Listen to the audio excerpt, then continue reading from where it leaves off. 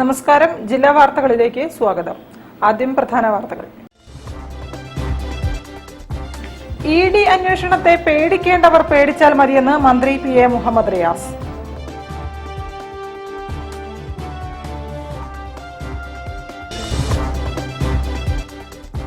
ലോക്സഭാ തെരഞ്ഞെടുപ്പിനായി ജില്ലയിൽ സ്ഥാനാർത്ഥികളുടെ നാമനിർദ്ദേശ പത്രിക സ്വീകരിക്കൽ ആരംഭിച്ചു.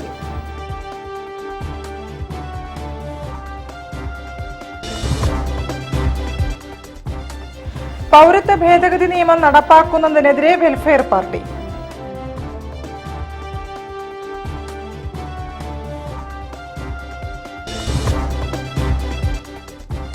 പ്ലാൻ വരയ്ക്കാൻ കുടുംബശ്രീ ഫെസിലിറ്റേഷൻ കേന്ദ്രങ്ങളെ ചുമതലപ്പെടുത്തിയതിനെതിരെ ലെൻസ് ഫെഡ്.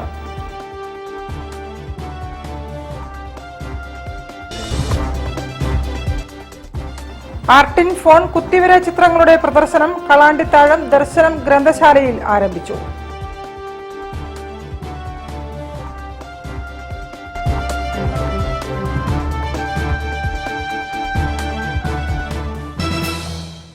ഞാൻ നിഷിത സുരേഷ്. വിശദമായ വാർത്തകളിലേക്ക്.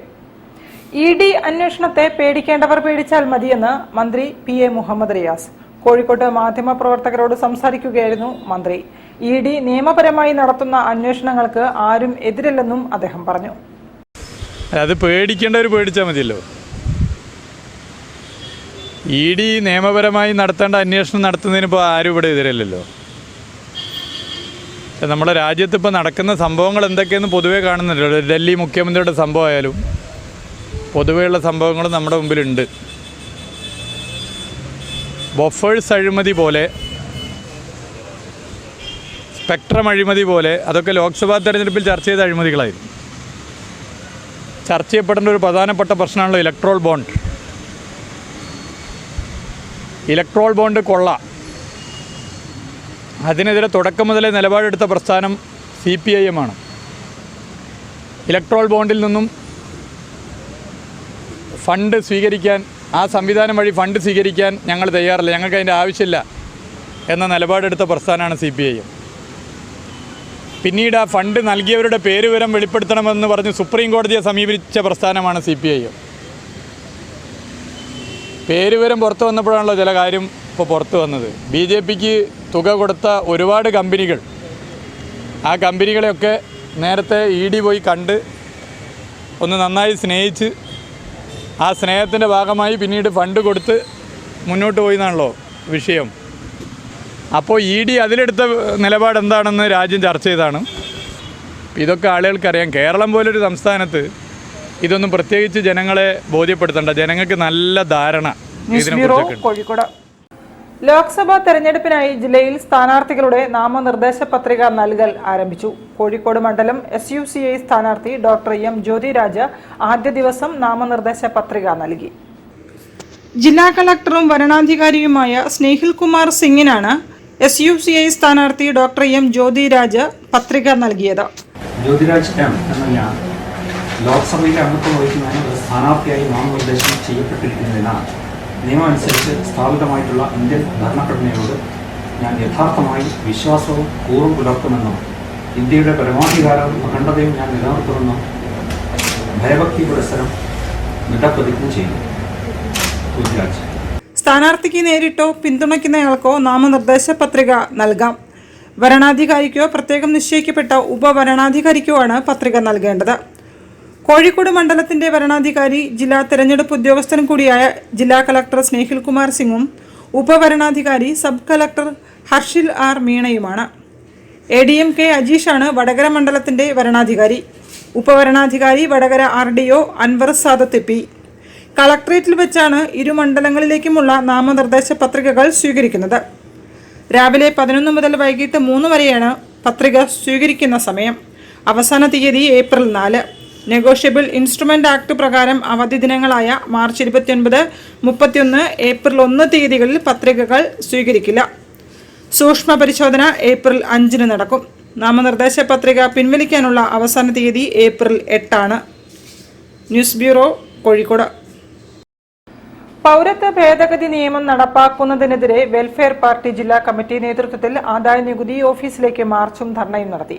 സംസ്ഥാന ജനറൽ സെക്രട്ടറി ജബീന ഇർഷാദ് ഉദ്ഘാടനം ചെയ്തു.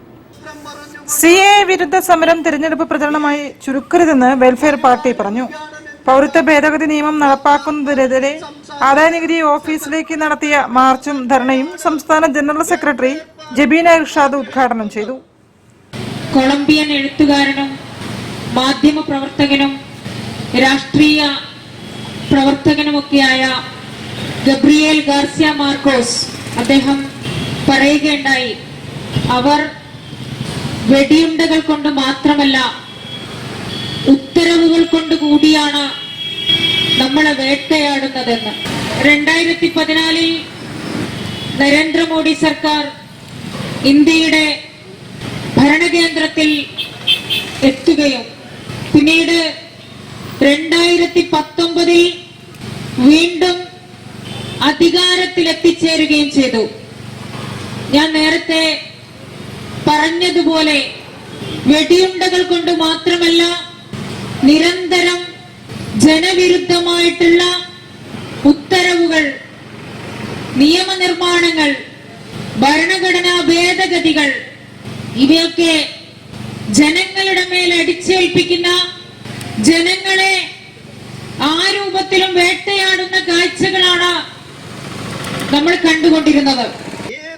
President TK. മാധവൻ അധ്യക്ഷനായിരുന്നു. PTA Rahim MLA, DCC president K. Praveenkumar, professor PK Pokker, A. Vasu, NP Chekkutty, A. Sajeevan, Kasim Irikkur, Ambika മറവാക്ക് തുടങ്ങിയവരും സംസാരിച്ചു. News bureau, Kozhikode. പ്ലാൻ വരയ്ക്കാൻ കുടുംബശ്രീ ഫെസിലിറ്റേഷൻ കേന്ദ്രങ്ങളെ ചുമതലപ്പെടുത്തിയതിനെതിരെ licensed engineers and supervisors federation ആഭിമുഖ്യത്തിൽ കോഴിക്കോട് കോർപ്പറേഷനിലേക്ക് മാർച്ചും ധർണയും നടത്തി. സംസ്ഥാന തലത്തിൽ സംഘടന നടത്തിയ പ്രക്ഷോഭങ്ങളുടെ തുടർച്ചയാണ് ജില്ലാ കേന്ദ്രങ്ങളിലും സമരപരിപാടികൾ സംഘടിപ്പിച്ചത്. എംപാനൽ എഞ്ചിനീയർമാർ കുറവാണ് എന്ന കാരണം പറഞ്ഞാണ് പ്ലാൻ വരയ്ക്കാൻ കുടുംബശ്രീ യൂണിറ്റുകളെ ചുമതലപ്പെടുത്തി സർക്കാർ ഉത്തരവിട്ടത്. ലൈസൻസുകൾ കുറവാണെങ്കിൽ റെഗുലർ ഏജൻസികൾക്ക് എല്ലാവിധ പ്ലാനുകളും വരയ്ക്കാനുള്ള അനുമതി നൽകുന്നതിന് പകരം കുടുംബശ്രീകളെ ആശ്രയിക്കുന്നത് ഈ മേഖലയുടെ ഗുണനിലവാരവും സുരക്ഷിതത്വവും ഇല്ലാതാക്കുമെന്ന് ലെൻസ് ഫെഡ് പറഞ്ഞു. കുടുംബശ്രീയുടെ പേര് പറഞ്ഞ് ഫെസിലിറ്റേഷൻ സെന്ററുമായി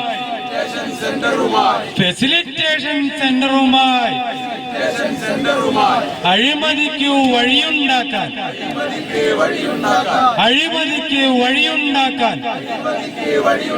സർക്കാർ നീക്കം നടത്തുമ്പോൾ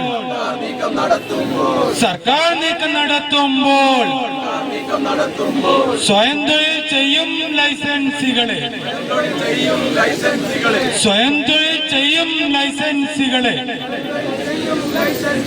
കണ്ടില്ലെന്നു നടിക്കരുതേ.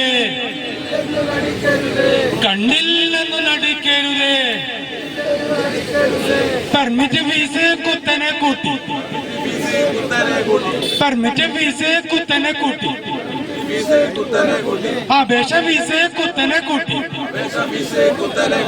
അപേക്ഷ ഫീസ് കുത്തനെ കൂട്ടി. കുടുംബശ്രീ ഫെസിലിറ്റേഷൻ സെന്ററുകൾ നിർത്തലാക്കുക, ലൈസൻസുകളുടെ തൊഴിൽ സംരക്ഷണം ഉറപ്പുവരുത്തുക, സിവിൽ എഞ്ചിനീയറിംഗ് ജോലിയുടെ മാന്യത തകർക്കാതിരിക്കുക, 2 തരം ലൈസൻസുകളെ സൃഷ്ടിക്കാതിരിക്കുക തുടങ്ങിയ ആവശ്യങ്ങൾ ഉന്നയിച്ചുകൊണ്ടാണ് ലെൻസ് ഫെഡ് നേതൃത്വത്തിൽ കോർപ്പറേഷൻ ഓഫീസിന് മുന്നിൽ ധർണയും പ്രതിഷേധ മാർച്ചും നടത്തിയത്. ലെൻസ് ഫെഡ് ജില്ലാ ഭാരവാഹികളായ CH ഹാരിസ്, V മനോജ് തുടങ്ങിയവർ പ്രതിഷേധ പരിപാടിക്ക് നേതൃത്വം നൽകി. News bureau, Kozhikode. കൂടുതൽ വാർത്തകൾ ഒരു ഇടവേളയ്ക്ക് ശേഷം. ക്യാൻസറിനെതിരെ പൊരുതാനായി കാലിക്കറ്റ് സിറ്റി സർവീസ് സഹകരണ ബാങ്കും MVR ക്യാൻസർ സെന്ററും സംയുക്തമായി അവതരിപ്പിക്കുന്ന ക്യാൻസർ ചികിത്സാ സഹായ പദ്ധതിയാണ് മാസ് കെയർ. ക്യാൻസറിനെതിരെ പൊരുതാനായി കാലിക്കറ്റ് സിറ്റി സർവീസ് സഹകരണ ബാങ്കും MVR ക്യാൻസർ സെന്ററും സംയുക്തമായി അവതരിപ്പിക്കുന്ന ക്യാൻസർ ചികിത്സാ സഹായ പദ്ധതിയാണ് മാസ് കെയർ. വാർത്തകൾ തുടരുന്നു. ആർട്ടിൻ ഫോൺ കുത്തിവര ചിത്രങ്ങളുടെ പ്രദർശനം കളാണ്ടിത്താഴം ദർശനം ഗ്രന്ഥശാലയിൽ ആരംഭിച്ചു. കലാകാരനായ അജീഷ് ഐക്കരപ്പടി സ്മാർട്ട് ഫോണിൽ വിരൽ കൊണ്ട് വരച്ച 500ാമത്തെ ചിത്രമാണ് പ്രകാശനം ചെയ്തത്. യേശുവിന്റെ അന്ത്യ അത്താഴ സ്മരണയിലുള്ള ചിത്രമാണിത്. കാലാണ്ടിത്താഴം ദർശനം ഗ്രന്ഥശാലയിൽ അജീഷ് ഐക്കരപ്പടിയുടെ സ്മാർട്ട് ഫോണിൽ വിരൽ കൊണ്ട് കുത്തിവരയ്ക്കുന്ന 500ാം ചിത്രത്തിന്റെ പ്രദർശനം നടന്നു. പെസഹ വ്യാഴാഴ്ചയുടെ പ്രത്യേകത കണക്കിലെടുത്ത് അന്ത്യ അത്താഴത്തിന്റെ ഉള്ളറ ഭാവനയിൽ പകർത്തിയ ദി ഇൻസൈഡ് പ്രമുഖ ചിത്രകാരനും കാർട്ടൂണിസ്റ്റുമായ കരുണാകരൻ പേരാമ്പ്ര കവിയും ദർശനം മുഖ്യ രക്ഷാധികാരിയുമായ PK ഗോപിക്ക് കൈമാറി പ്രകാശിപ്പിച്ചു. ഇതെല്ലാം കൂടി ചേർന്നാണ് നമ്മുടെ അക്ഷരം. ചിലപ്പോൾ മേലോട്ട് പോവും, ചിലപ്പോൾ ഇങ്ങനെ വാവളിച്ചിരിക്കും, ചിലപ്പോൾ കമിഴ്ന്നിരിക്കും. ചില അക്ഷരങ്ങൾ റായൊക്കെ എഴുതുന്നത് ഇങ്ങനെയല്ലേ, കമിഴ്ന്നങ്ങിരിക്കുകയാണ്, പ്രവേശിക്കാൻ പറ്റില്ല. പ്രവേശിക്കണമെങ്കിൽ ഭൂമി തുറക്കണം, റായുടെ അകത്ത് പ്രവേശിക്കണമെങ്കിൽ അല്ലേ. വേറൊരുത്തം വന്ന് ഇങ്ങനെ ഇരിക്കുകയാണ്, മേലോട്ടാണ്, മേലോട്ട് തുറന്നങ്ങ് വെച്ചിരിക്കുകയാണ്. എല്ലാവർക്കും വരാം, എത്തി നോക്കാം, അകം കാണാം. ഇങ്ങനെ എന്തെല്ലാം അക്ഷരങ്ങളാണ്. ഇതെല്ലാം കൂടെ ചേരുമ്പോഴാണ് നമ്മളുടെ ഈ അക്ഷരമാല ശരിയാകുന്നത്. അതുപോലെ ഒരു കുത്ത്, ഒരു വര, അവർ ജീവിതത്തിലൂടെ നടക്കാൻ ഇറങ്ങി എത്രയോ ഇടത്ത് സഞ്ചരിച്ച് അവസാനം അത് ചിത്രകലയായി മാറും. ആ ചിത്രമാണ് കുത്തിവര എന്ന പേരിൽ ഇദ്ദേഹം ആലേഖനം ചെയ്തിരിക്കുന്നത്. മലപ്പുറം ചെറുകാവ് പഞ്ചായത്ത് ലൈബ്രറി സമിതി കൺവീനർ K. സുരേഷ് ബാബു അധ്യക്ഷത വഹിച്ചു. ചേവരമ്പലം യുവജന വായനശാല secretary KP Sasikumar, taluk library council അംഗം PK ശാലിനി, പൊൻകതിർ റെസിഡൻസ് അസോസിയേഷൻ വനിതാ വിഭാഗം കൺവീനർ ജിഷി സുനിൽകുമാർ തുടങ്ങിയവർ സംസാരിച്ചു. കുത്തിവര ചിത്രകാരൻ അജീഷ് ഐക്കരപ്പടി മറുമൊഴി പ്രസംഗം നടത്തി. ഗൗചേട്ടൻ തന്നെ മുന്നിൽ ഒപ്പം തന്നെ ഉണ്ടായി ആ ഒരു ബിഷപ്പ് ഹൗസിലേക്ക് പോകാനും അവിടുന്ന് ജോൺസറിൻ്റെ അടുത്ത് എത്തിക്കാനും ഇപ്പം ഇതാ വലിയ ഭാഗ്യമാണ് എനിക്കിത്. ദർശനം ഗ്രന്ഥശാല secretary MA Johnson, joint secretary TK Sunilkumar തുടങ്ങിയവർ പരിപാടിക്ക് നേതൃത്വം നൽകി. കുത്തിവര ചിത്രങ്ങളുടെ പ്രദർശനം ദർശനം MN സത്യാർത്ഥി ഹാളിൽ വൈകിട്ട് 4 മണി മുതൽ ഈസ്റ്റർ ദിനം വരെ തുടരും. News bureau, Kozhikode. പിറന്ന മണ്ണിൽ പൗരത്വമുണ്ടായിട്ടും അത് തെളിയിക്കാൻ പാടുപെടേണ്ടി വന്ന ഹംസക്കോയ എന്ന ഹതഭാഗ്യന്റെ കഥയാണ് നിയോഗം എന്ന സിനിമയുടേതെന്ന് അണിയറ പ്രവർത്തകർ. വാർത്താ സമ്മേളനത്തിൽ സംസാരിക്കുകയായിരുന്നു അവർ. മാമുക്കോയാണ് ഹംസക്കോയ എന്ന കേന്ദ്ര കഥാപാത്രത്തെ അവതരിപ്പിക്കുന്നത്. ഒരു ഹതഭാഗ്യനായ ഹംസക്കോയ എന്നൊരു കഥാപാത്രത്തെയാണ് ഇക്ക അവതരിപ്പിച്ചത്. വളരെ മനോഹരമായി അദ്ദേഹം ചെയ്തു. എന്തൊരു ഡെഡിക്കേഷൻ ആയിരുന്നു. ഞങ്ങളോട് വളരെ സഹകരിച്ചിരുന്നു. അദ്ദേഹം വളരെ ഞങ്ങൾക്ക് വിഷമമുണ്ട്. അദ്ദേഹം ഞങ്ങളെ വിട്ട് പിരിഞ്ഞു പോയത്. വളരെയധികം അവസാനം വരെ ഞങ്ങളോട് വളരെ സഹകരിച്ചിരുന്നു. ജീവിത പ്രാരാബ്ദങ്ങൾക്കിടയിൽ തന്റെ ഉമ്മയെ തനിച്ചാക്കി ശ്രീലങ്കയിലേക്ക് കുടിയേറി അവിടെ പിടിക്കപ്പെട്ട് നാട്ടിലേക്ക് തിരിച്ചെത്തിയപ്പോൾ ഹംസക്കോയയ്ക്ക് പൗരത്വമെന്ന കടമ്പ കടക്കേണ്ടി വന്നു. ഇവിടുത്തെ ഉദ്യോഗസ്ഥ വൃന്ദങ്ങൾക്കിടയിൽ ഉഴറി ശരിയായ രേഖകളുണ്ടായിട്ടും കരുണയില്ലാത്ത ഉദ്യോഗസ്ഥരുടെ ഇടയിൽ നട്ടം തിരിഞ്ഞപ്പോൾ കളക്ടർ ദേവദൂതനായി എത്തിയെങ്കിലും പൗരത്വം തെളിയിച്ചപ്പോഴേക്കും ഹംസക്കോയ ഈ ലോകത്തോട് വിട പറഞ്ഞിരുന്നു. ഇതാണ് നിയോഗം എന്ന സിനിമയിലെ പ്രമേയം. ഇപ്പോൾ നമുക്കിപ്പോൾ നടക്കുന്ന പൗരത്വത്തിൻ്റെ അല്ലെങ്കിൽ അങ്ങനത്തെ അനുകൂലമല്ല എതിരുമല്ല, അങ്ങനത്തെ ഒരു ഇതാണ് നമ്മൾ ചെയ്തിരിക്കുന്നത്. അപ്പോൾ അതിൻ്റെ പ്രൊഡ്യൂസർ അനിൽ എന്ന് പറഞ്ഞൊരാളാണ്. അനിൽ അക്ഷയ് എന്ന് പറയും. എൻ്റെ പേര് അനീഷ് വർമ്മ. എൻ്റെ ഒപ്പം സിനിമയ്ക്ക് ഞാൻ ചെയ്തിരിക്കുന്നത്. ഇതിൻ്റെ ഡയറക്ടർ ഞാനാണ്. മീര പ്രൊഡക്ഷൻസിന്റെ ബാനറിൽ അക്ഷയ്, അനിൽ, അനീഷ് വർമ്മ എന്നിവരാണ് ചിത്രം നിർമ്മിച്ചത്. കഥയും സംവിധാനവും അനീഷ് വർമ്മയുടേതാണ്. P. ഗോകുൽനാഥ് തിരക്കഥ എഴുതി. ഛായാഗ്രഹണം TS ബാബു നിർവഹിച്ചു. മാമുക്കോയ, ബിജു അഷ്ടമുടി, ശരൺ, അംബിക മോഹൻ തുടങ്ങിയവരാണ് അഭിനേതാക്കളെന്നും അണിയറ പ്രവർത്തകർ വിശദീകരിച്ചു. News bureau, Kozhikode. കുട്ടികൾ നിർമ്മിച്ച വിവിധ ഉൽപ്പന്നങ്ങളുടെ പ്രദർശനവും കലാപരിപാടികളുമായി പഠനോത്സവം. ആഴ്ചവട്ടം ഗവൺമെന്റ് ഹയർ സെക്കൻഡറി സ്കൂളിൽ നടന്ന പരിപാടി ആകർഷകമായി. Kozhikode south URC trainer P. Subhash ഉദ്ഘാടനം നിർവഹിച്ചു. 2023-24 അധ്യയന വർഷത്തെ പഠനോത്സവം ആഴ്ചവട്ടം ഗവൺമെന്റ് ഹയർ സെക്കൻഡറി സ്കൂളിൽ നടന്നു. തുടർന്ന് കുട്ടികളുടെ ഉൽപ്പന്നങ്ങളുടെ പ്രദർശനവും കലാപരിപാടികളും അരങ്ങേറി. പഠനോത്സവം Kozhikode south URC trainer Subhash P ഉദ്ഘാടനം ചെയ്തു. പഠനോത്സവം നടക്കുന്നത് നമ്മുടെ പ്രവേശനോത്സവം മുതൽ അല്ലെ? സ്കൂൾ തുടങ്ങിയപ്പോഴും സ്കൂൾ തുടങ്ങിയത് മാസം ജൂണിലാണ്. അപ്പൊ ജൂൺ മാസം സ്കൂൾ തുടങ്ങുന്നത് എന്ത് പരിപാടിയായിട്ട് ബന്ധപ്പെട്ട എന്ത് പരിപാടിയോട് കൂടിയാണ്? പ്രവേശനോത്സവത്തോടു കൂടിയാണ് അല്ലെ? പ്രവേശനോത്സവം മുതൽ പഠനോത്സവം വരെ ഒരുപാട് പ്രവർത്തനങ്ങൾ വിദ്യാലയത്തിൽ നടന്നിട്ടുണ്ടാവും. നിങ്ങളുടെ സ്കൂളിൽ ഒരുപാട് പരിപാടികൾ നടന്നിട്ടുണ്ടാവും അല്ലെ? നിങ്ങളെ പഠന പ്രവർത്തനങ്ങൾ നടത്തിയിട്ടുണ്ടാവും. സ്കൂളിൽ നടക്കുന്ന എല്ലാ പ്രവർത്തനങ്ങളും പഠന പ്രവർത്തനമാണ്. അതായത് നിങ്ങൾ സ്പോർട്സിൽ പങ്കെടുക്കുന്നത് എന്താണ്? പഠന പ്രവർത്തനം തന്നെയാണ്. നിങ്ങൾ കലോത്സവത്തിൽ പങ്കെടുക്കുന്നത് എന്താണ്? പഠന പ്രവർത്തനമാണ്. PTA പ്രസിഡന്റ് അഫ്സൽ കോന്നിക്കൽ അധ്യക്ഷനായിരുന്നു. School headmaster Ashok Kumar, Nisha R തുടങ്ങിയവർ നേതൃത്വം നൽകി. ചടങ്ങിൽ കയ്യെഴുത്ത്, കേട്ടെഴുത്ത്, ശ്രവ്യവായന, അടിക്കുറിപ്പ് രചന, കവിതാ രചന തുടങ്ങിയ മത്സരങ്ങളുടെ സമ്മാനം വിതരണം ചെയ്തു. News bureau, Kozhikode. വാർത്തകളിൽ ഒരു ഇടവേള കൂടി. ക്യാൻസറിനെതിരെ പൊരുതാനായി കാലിക്കറ്റ് സിറ്റി സർവീസ് സഹകരണ ബാങ്കും MVR ക്യാൻസർ സെന്ററും സംയുക്തമായി അവതരിപ്പിക്കുന്ന ക്യാൻസർ ചികിത്സാ സഹായ പദ്ധതിയാണ് മാസ് കെയർ.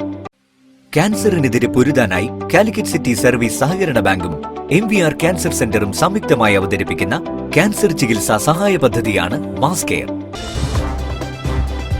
വാർത്തകൾ തുടരുന്നു. കളിക്കൂട്ടം ദ്വിദിന അഭിനയ ശില്പശാലയ്ക്ക് തുടക്കമായി. സുധീഷ് കുമാർ ഉദ്ഘാടനം നിർവഹിച്ചു. 42 കുട്ടികളാണ് വ്യത്യസ്തങ്ങളായ പ്രവൃത്തികളുമായി ക്യാമ്പിൽ പങ്കെടുത്തത്. കലാസാംസ്കാരിക രംഗത്തെ പ്രമുഖർ ക്യാമ്പിന് ആശംസകൾ നേർന്നു. രാമനാട്ടുകര കൊറ്റമംഗലം കരിങ്കല്ലായി ലൈബ്രറിയുടെ ആഭിമുഖ്യത്തിൽ ക്രിയേറ്റീവ് സ്കൂളിന്റെ സഹകരണത്തോടെ സംഘടിപ്പിക്കുന്ന കളിക്കൂട്ടം ദ്വിദിന അഭിനയ ശില്പശാലയ്ക്ക് തുടക്കമായി. സുധീഷ് കുമാർ കെ ഉദ്ഘാടനം നിർവഹിച്ചു. എന്നാൽ ഇന്നത്തെ ഒരു പാഠ്യ രീതി അനുസരിച്ച് പലർക്കും അതിന് സാധ്യമാവുന്നില്ല. കാരണം 8ാം ക്ലാസ് കഴിഞ്ഞാൽ ഉടൻ തന്നെ 9ാം ക്ലാസ്സിന്റെ ട്യൂഷൻ തുടങ്ങി, 5ാം ക്ലാസ് കഴിഞ്ഞാൽ 6ാം ക്ലാസ്സിന്റെ ട്യൂഷൻ തുടങ്ങി, 9 കഴിഞ്ഞാൽ 10ന്റെ ട്യൂഷൻ തുടങ്ങി, 10 കഴിഞ്ഞാൽ 11ന്റെ ട്യൂഷൻ തുടങ്ങി. അങ്ങനെ എപ്പോഴും നമ്മൾ പാഠ്യമേഖലയിലേക്ക് അതുമാത്രം ആർജിച്ചു പോകുന്ന ഒരു രീതിയാണ്. ആ രീതിക്ക് നടത്തിക്കൊണ്ടിരിക്കുന്ന സമയത്ത് നമ്മളുടെ സമീപപ്രദേശം എന്താണ് സംഭവിക്കുന്നത്, നമ്മുടെ നാട്ടിൽ എന്താണ് സംഭവിക്കുന്നത്, നമ്മുടെ രാജ്യത്ത് എന്താണ് സംഭവിക്കുന്നത് എന്നൊന്നും ചിന്തിക്കാൻ നിങ്ങൾക്കാർക്കും സമയമില്ല. ഇതിൽ പത്രം വായിക്കുന്ന എത്ര ആൾക്കാർ ഒന്ന് കൈ മുക്കിയട്ടെ. ലൈബ്രറി പ്രസിഡന്റ് പ്രകാശൻ എം അധ്യക്ഷനായിരുന്നു. മോഹൻ കാരാട് ആമുഖ പ്രഭാഷണം നടത്തി. Library secretary Premadasan K, Praveen P, Jimesh Krishnan തുടങ്ങിയവരും സംസാരിച്ചു.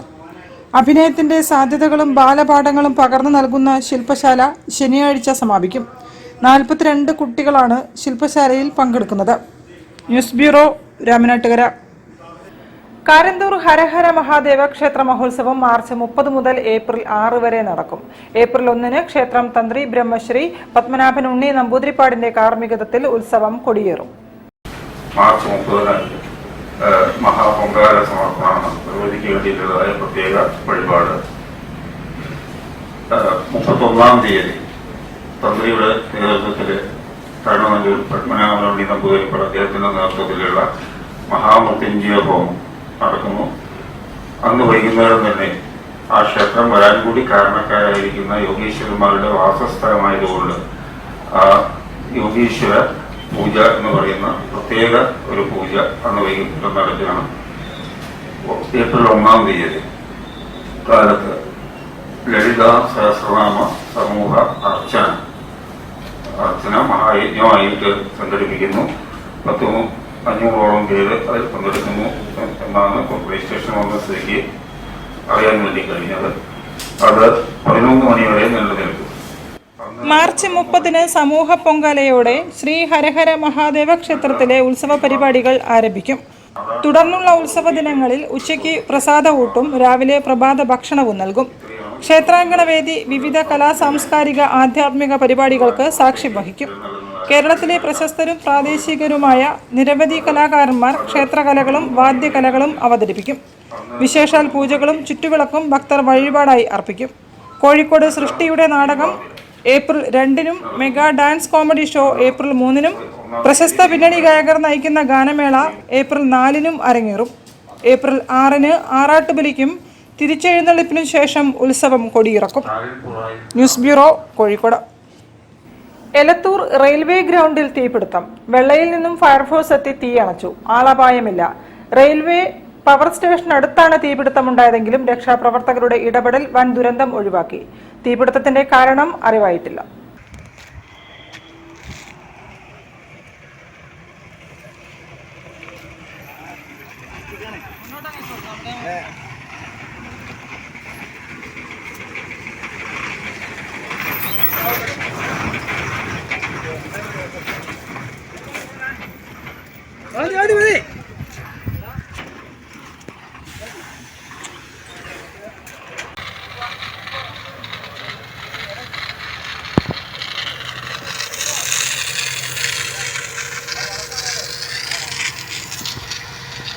News bureau, Kozhikode. വാർത്തകൾ ചുരുക്കത്തിൽ നിങ്ങൾക്കായി അവതരിപ്പിക്കുന്നത് ലോക നാടക ദിനമായ മാർച്ച് 27-ന് നാടക കലാകാരന്മാരെ ഉൾപ്പെടുത്തിയാണ് വ്യത്യസ്തമായ പരിപാടികൾ നന്മ സംഘടിപ്പിച്ചത്. കോഴിക്കോട് നളന്ദ ഓഡിറ്റോറിയത്തിൽ EK വിശാലാക്ഷി ടീച്ചർ ട്രോഫിക്ക് വേണ്ടിയുള്ള നാടക ഗാനാലാപന മത്സരം, ആദരിക്കൽ ചടങ്ങുകൾ, സമ്മാനദാനം, ലഘു നാടക അവതരണം എന്നിവ നടന്നു. പരിപാടിയിൽ നന്മ മേഖലാ പ്രസിഡന്റ് MC സന്തോഷ് കുമാർ അധ്യക്ഷനായിരുന്നു. വിവിധ പുരസ്കാരങ്ങൾക്ക് അർഹരായ PP Jayaraj, Wilson Samuel, Dala RS, Yadu എന്നിവരെ ആദരിച്ചു. അജിത നമ്പ്യാർ വിശിഷ്ട വ്യക്തികളെ പരിചയപ്പെടുത്തി. കലാമണ്ഡലം സത്യവ്രതൻ, ഷിബു മുത്താട്ട്, മഠത്തിൽ രാജീവൻ തുടങ്ങിയവർ സംസാരിച്ചു. ജാനമ്മ കുഞ്ഞുണ്ണി, ഹരീന്ദ്രൻ ഇയ്യാട്, ഗിരീഷ് ഇല്ലത്തുതാഴം തുടങ്ങിയ കലാകാരന്മാരും പരിപാടികളിൽ പങ്കെടുത്തു. തുടർന്ന് ലെസ്ലി ഹാരിയുടെ ലഘുനാടകം അരങ്ങിലെത്തി. കൂടുതൽ വാർത്തകൾക്കും വിശേഷങ്ങൾക്കും കോഴിക്കോട് ജില്ലാ വാർത്തകൾ എന്ന യൂട്യൂബ് ചാനൽ സന്ദർശിക്കുക. പ്രധാന വാർത്തകൾ ഒരിക്കൽ കൂടി. ED അന്വേഷണത്തെ പേടിക്കേണ്ടവർ പേടിച്ചാൽ മതിയെന്ന് മന്ത്രി PA മുഹമ്മദ് റിയാസ്.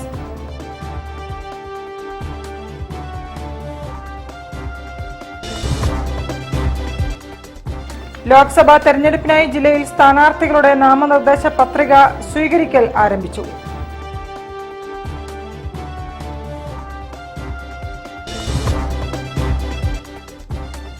പൗരത്വ ഭേദഗതി നിയമം നടപ്പാക്കുന്നതിനെതിരെ വെൽഫെയർ പാർട്ടി.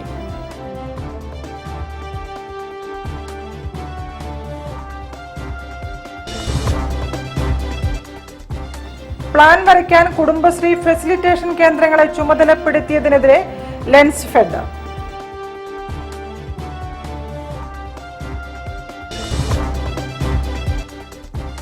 ആർട്ടിൻ ഫോൺ കുത്തിവര ചിത്രങ്ങളുടെ പ്രദർശനം കളാണ്ടിത്താഴം ദർശനം ഗ്രന്ഥശാലയിൽ ആരംഭിച്ചു.